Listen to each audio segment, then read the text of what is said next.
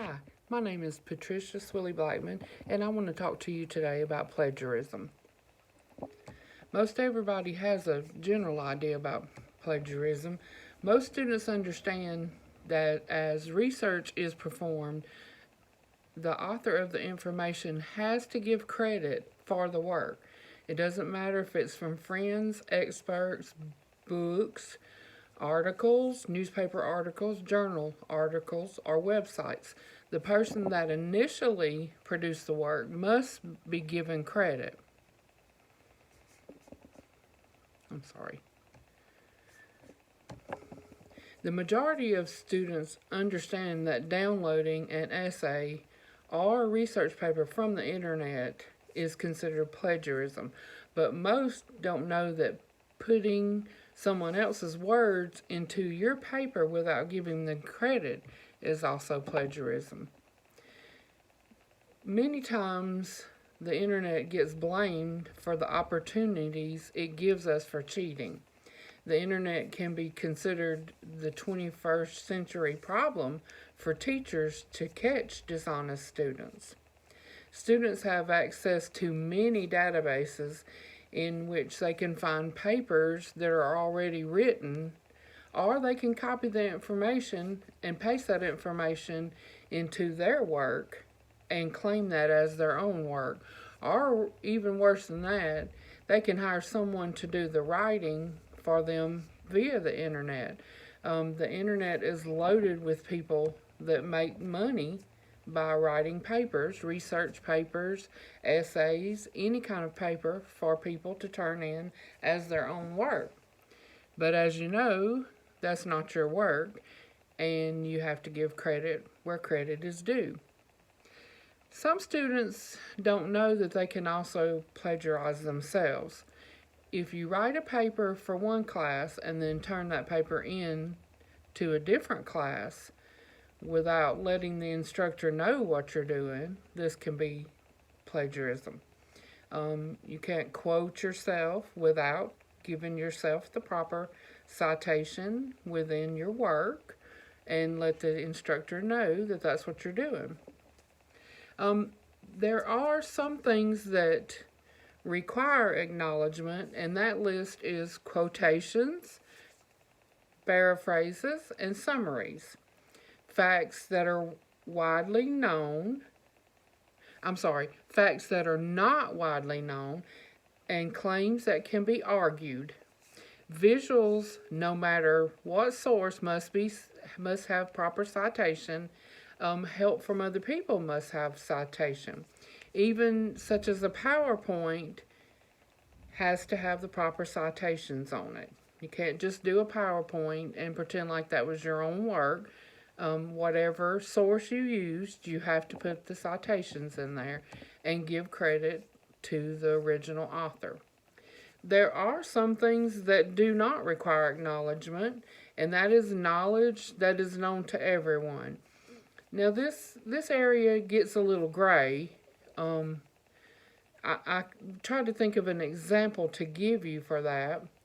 One may be the fact that there are pyramids in Egypt. Pretty much everybody knows this, and so that would be something that you would not have to have a citation for, because that's common knowledge.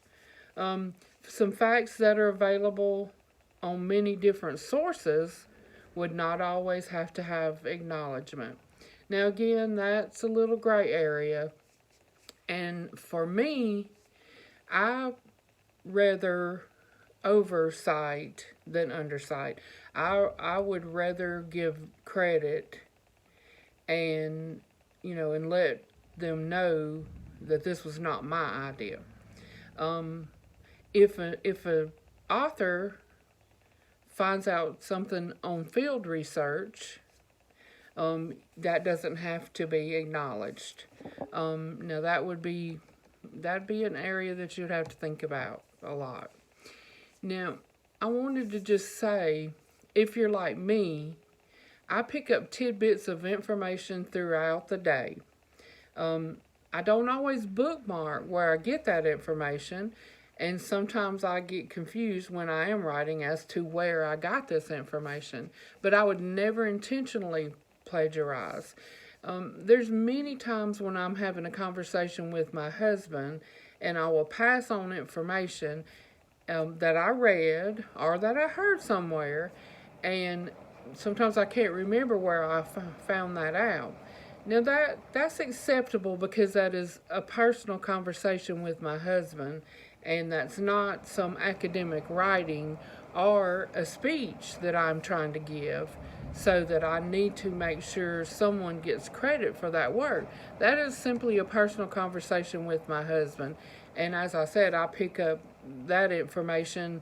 It could be from a friend, it could be on social media, such as Facebook.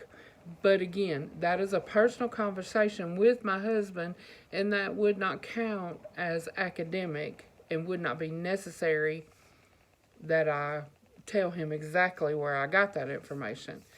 I read, I love reading, and I read as much as possible.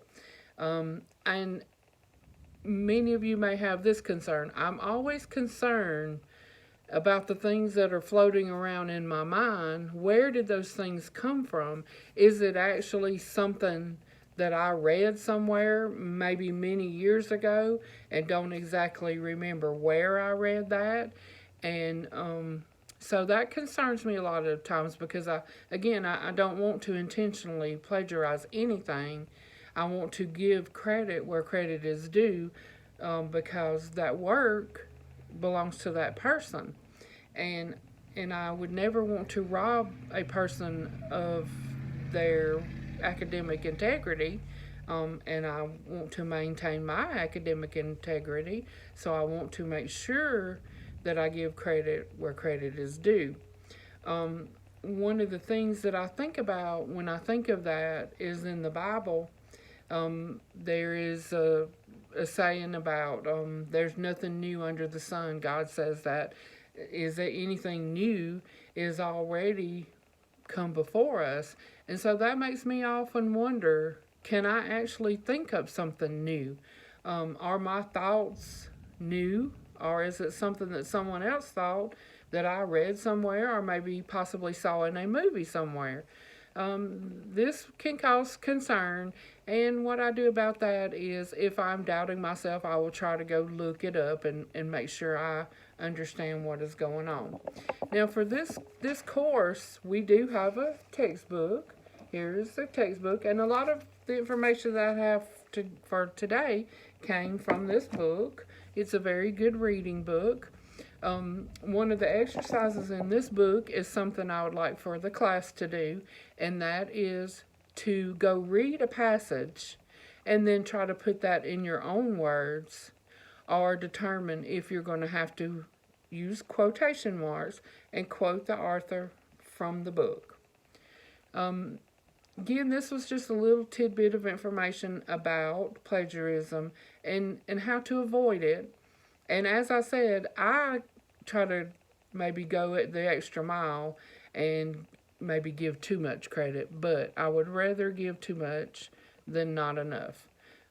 So for a little work to do, go read a passage, see if you can put that into your own words and your own thoughts, mull that over, think about it, and then have it come out in your words and not the writer's words. Thank you.